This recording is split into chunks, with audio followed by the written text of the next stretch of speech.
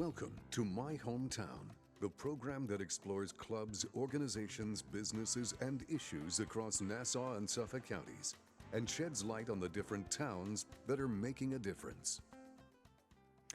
And good day. I'm your host, Bill Horan, along with Bob Wolf of Rockville Center and founder of Hope Skills. Bob, thanks for being with us today. You're very welcome, Bill. Bob, what is Hope Skills? Hope Skills is a program that's part of Hope, the Student's Bridge to Business. I started that company in order to teach students basic skills that they needed to transition from academics, the world of me, to employment, the world of we. From me to we. What are the skills, though? I guess we all feel that when you say academics, don't we get these schools and these skills in high school, college, graduate school, etc.? Well, some students do. Many students really get the skills at home from their mom and dad, their aunt and uncle, their grandfather and grandmother. On the other hand, unfortunately, with the advent of so much utilization of technology today, many of these skills are being lost, and they're being supplanted with screens and keyboards. It's kind of sad. Now, how did you come about actually getting into this, though? What precipitated your move into this? Well, I've always enjoyed working with kids. I was a youth sports coach for years, basketball, soccer, and baseball in Rockville Center. And I believe in encouraging kids in any way that I can. Even as a coach, I would teach the basics. So what happened was, as I was working out in the gym, there were some young kids I worked out with who were struggling to find jobs, who were struggling to get interviews, and they were sending out hundreds of resumes with absolutely no response. So I began giving them some tips and creative ways to make yourself stand out. And from that, the acknowledgement I got from them was unbelievably rewarding. So about 19 years ago, I was sitting in my office in Garden City because I was a business development consultant at the time. And I said to my wife, I'm really tired of working with businesses. I want to spend more time with kids because the things that I've been telling them, they don't know. So she said, well, what does that mean you're going to do? I said, well, I'm going to go to schools, I'll go to organizations, and I'll come up with a program. And I applied for 2 trademarks, Hope and Help Other People Excel, for education, mentoring, training, and motivation, and was lucky enough to get the trademarks. So I said to my wife, I'm going to move now from the world of business to the world of education, but mainly focused on the skills that you use every day in business and sharing them with kids in a very simplistic way that they can understand, apply, and benefit from now, not later. You're kind of the one-man band. You're the professor, the teacher, the dean, the founder of the school, the whole works. Well, in life, I think that the one thing I've learned more than anything else is the most important thing is your ability to relate to, earn support from, and work effectively with people. That's the only thing that's consistent in every job, any type of work, and every career. So we hear the terms people skills. You got to have good people skills, or you need good life skills, or you need good interpersonal skills. And in the beginning, I began asking the students and even the teachers, well, what are these things? And they couldn't define them. So taking my acronym KISS, keep it simple and specific, not the old one, keep it simple, stupid, I began to think that there's got to be some basic skills that are universally needed and applied and beneficial no matter what you do for a living. So I first came out with 3 skills. It was called ICP, Interpersonal, Communication, and Presentation. Those were the skills that I started the Hope Skills program with. But then about a year or 2 later, I was at St. John's University speaking with student athletes. I asked a bunch of them, how many of you would like to be in sales? And one student out of about 80 raised his hand. So I realized that there was a light bulb came on. I was missing another skill. I was missing the skill of selling, which they weren't being taught at all. And then about 5 years ago, a teacher from high school here in Long Island said to me, could I come in and talk to the kids about making a first impression? And I said, I don't know. I've not done that. So I developed another skill set called first impression skills, and I then put that at the forefront. So now there were 5 skills, and those 5 skills are the basis of the Hope Skills program that I've been presenting to high schools, colleges, and graduate schools for almost 19 years. I think this is just so wonderful because so many of the people, as I said to you when we talked before the show, really lack a lot of these skills. In the world today, I go into a store, I don't get thanked for my business. It's almost I'm doing them a favor. If I call an office and the person isn't there, the assistant, the secretary, will tell me, you can call back. Well, I know I can call back, but I just called you, and you don't know that I might not have $1 million worth of business for your boss, and you're kind of blowing me off. Well, it's really interesting because the the student, I was at a high school in Staten Island about 2 months ago presenting to the entire junior class, and one of the students said to me after the class, he said, "Bob, I'd like to ask you a question, but I don't want to sound condescending when I ask it." I thought, uh-oh, I'm not sure where this is going. So the question was, when did you decide that you could make a living teaching common sense? And I thought to myself, well, and I answered by simply saying, when I realized that students today don't have it. I believe you can teach common sense. I believe you have to be taught not to cross the street in traffic. You have to be taught not to put your finger on a flame. And you have to be taught to be nice, to be courteous, to be respectful. And then the accrued benefits that come to you as a result of doing that are significant. But I love that comment from the student, and he was very respectful and kind about it. But really, that's what you are teaching people. Well, it's sad to say, but common sense isn't common anymore. The rudeness in business, and it's been written up many, many times, is significant. There was an article in the Wall Street Journal about 3 years ago that I cut out, and the title of the article was, "Recent College Graduates Lack Professionalism."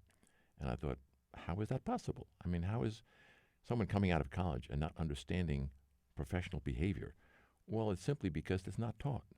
With all the advent to Common Core and STEM Hub and all the courses that they're being required to teach now in high school, we're neglecting those human interaction, I call them knowledge applied skills, because no matter how much knowledge you have and information you have, if you can't convert it and relate it to someone else's benefit, it's useless to you to earn a living.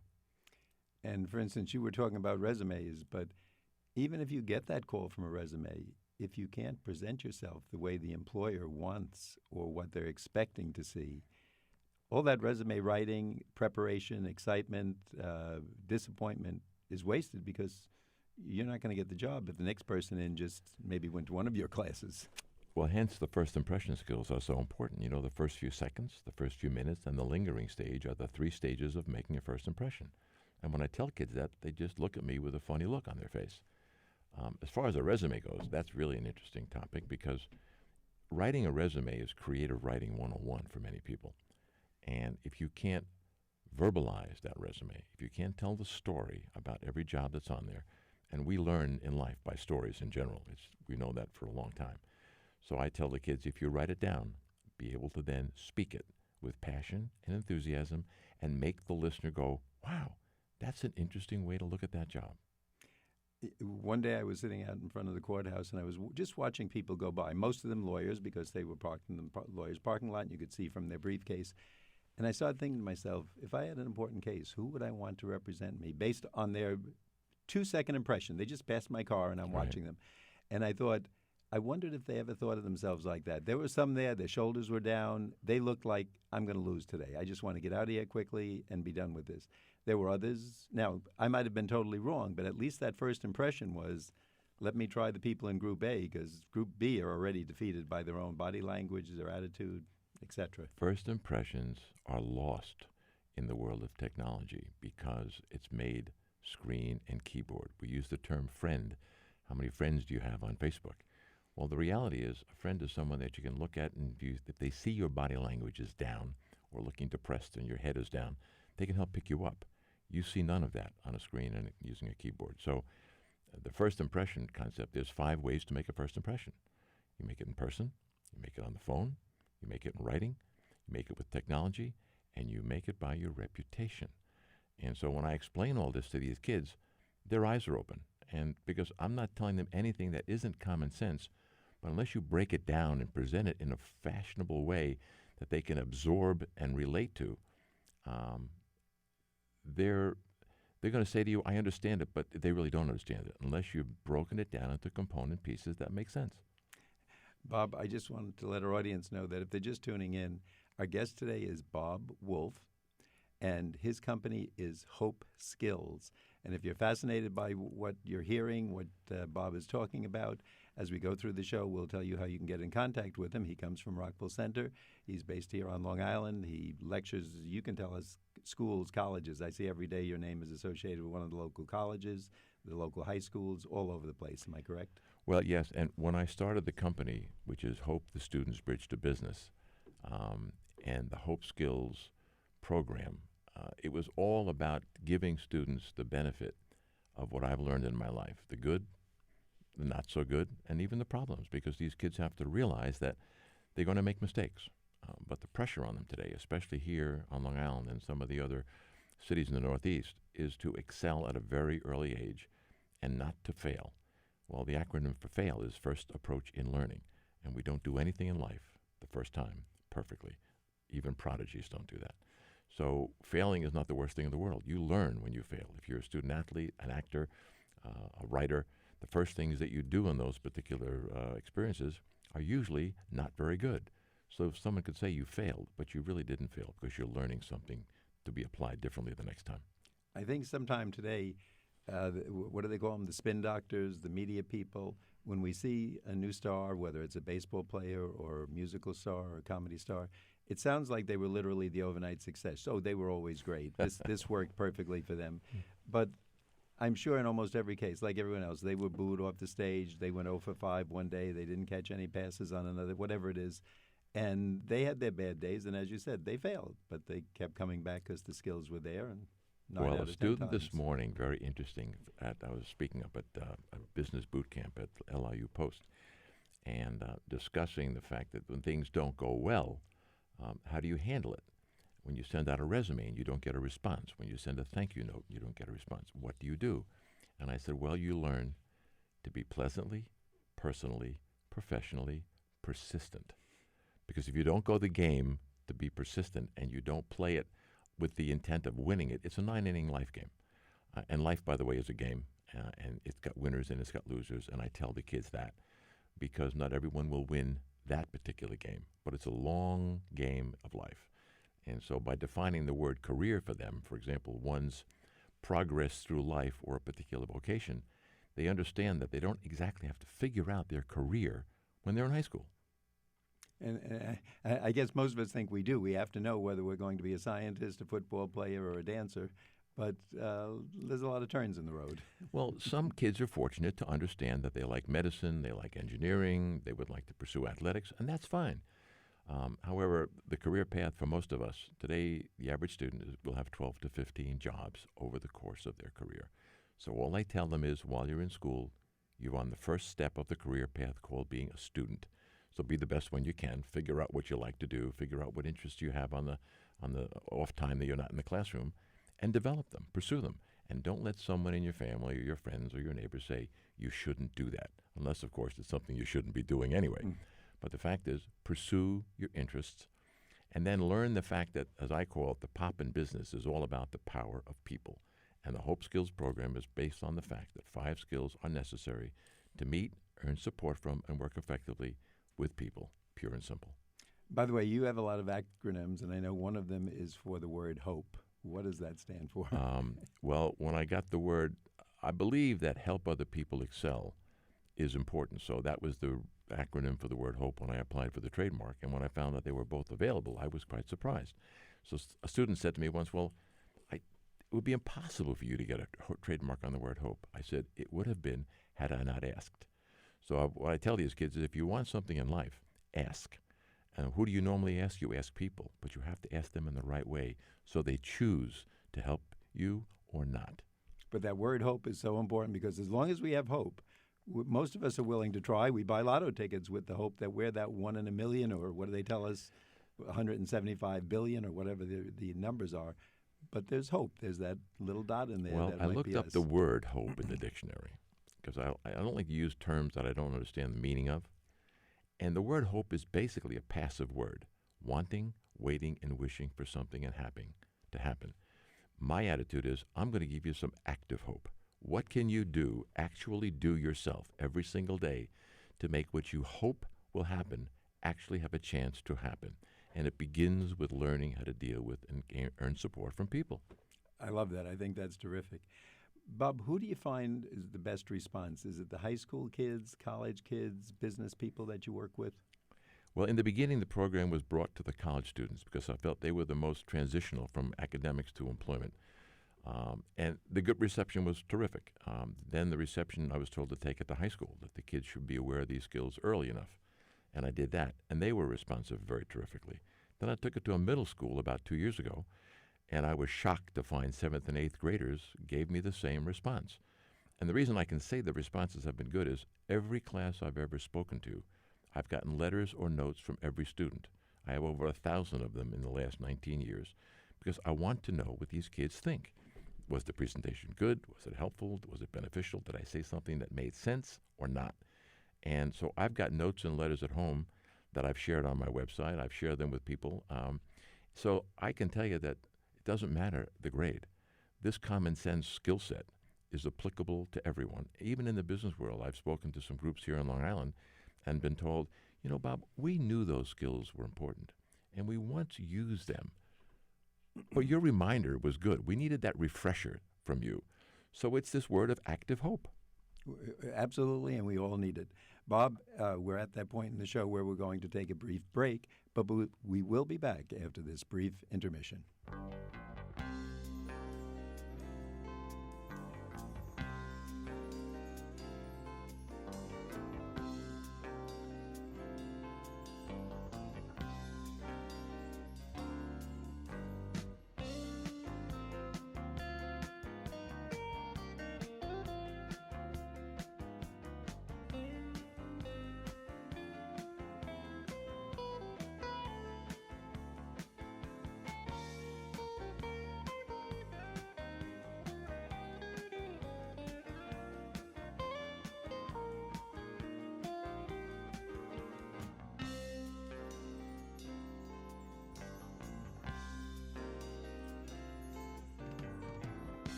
Portions of today's local news for our student-hosted program, My Hometown, have been made possible by Herald Community Newspapers. For the most comprehensive local news, visit liherald.com. Got a story to tell? Call 516-569-4000. WHPC. And now we return to My Hometown. We're back. Today we're speaking with Bob Wolf, founder of HOPE, the Students' Bridge to Business. Bob, can you take us behind that magic curtain and just give us a kind of an overview what would go on at one of your sessions? Absolutely. Well, the first thing I did when I began presenting to students in a classroom was I began introducing myself to every student, walking up to them, shaking their hand, looking them in the eye, and saying, "Hi, I'm Bob. What is your name?" And as I did that, there was a shock treatment from the students. They said to me, "No one's ever done that before." So I did the same thing in college. So I start off every program and every session with introducing myself to the students. And they've actually written to me and said, "You actually made it feel like you were talking to me." Well, I said I was. So the program begins with a connection with the students. It begins with me relating to them. I learned a long time ago that I'm fortunate to be able to relate well to kids, maybe because I'm still just a kid myself inside of an older body. I think that my acronym for KIDS is Knowledge in Developing Stages. So, But that's an amazing skill in itself, just that you can relate to them and know what they need. that's what made me realize when I said to my wife after the first couple of classes, I've got something here because these kids are accepting me. I have fun with them. I tell them the truth about myself. I don't come on as an adult who talks at them. They've written to me and said, "You didn't talk down to us. You didn't talk at us. You made us feel like we were your equal." And frankly, excuse me, but we've got 17, 18-year-olds flying airplanes in the military, fixing nuclear submarines. So I don't put them at a lower level of intellect or capability because they're in high school. So the whole concept was relate to them, connect with them, give them practical, useful information, and then collateral support materials like a little Hope Think card that I give the students after I speak to them that they can take with them and use as a reference when they get home. Now I'm going to talk like a student. Do you give homework? The homework is an interesting question, and the answer is yes, because you could take every one of the 5 skills, first impression, interpersonal, communication, presentation, and selling, and begin practicing them that day. Now, there are very few skills you learn in school where you can do that. You can learn to walk out of the classroom, go to your part-time job, go see your friends and neighbors, and smile, make eye contact, give them a handshake, and now you've learned how to make a positive first impression. What's amazing, they've come back to me and said, "I actually tried that at my part-time job, Bob, and the people really smiled back." And I said, "I'm not going to lie to you ever. If I don't tell you something that's truthful, you come tell me, because everything I'm telling you now, I've done it myself. The good, the bad, I've made the trial and error process through my own efforts. But you will learn something today, and if you take it out and apply it, it will begin the process of you becoming a more effective, competitive person in anything you do in life. Now, Bob, who actually contacts you to come in? Do the school principals? Is it a school district? Is it just a recommendation, a former student? If there's a principal listening today or a teacher and someone says, this is what we need, how do they know about you? How do they learn about you? Well, in the very beginning, it was called selling. Okay. I was out there selling myself and getting some testimonials from some teachers and some educators and some parents. I do one-on-one sessions with kids. So today I get calls from principals. I get calls from athletic directors. I get calls from people in the BOCES program. I had a contract with BOCES 2 years ago. So it's a two-way street. I make the effort. I do a lot of promotional effort on my own. I write to a lot of people. And frankly, I put my hands out. I ask for help. What would you say, what talent of yours has been the most helpful to you in the world you're in, the business world and now the teaching world? It took me a while to develop it, but the ability to be aware of what people really need, to be cognizant of what they need versus what I think they need or what I think they want.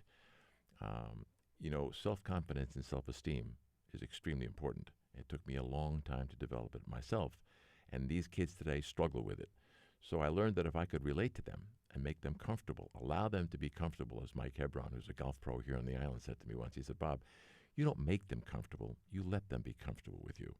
And it was a very good lesson in English grammar.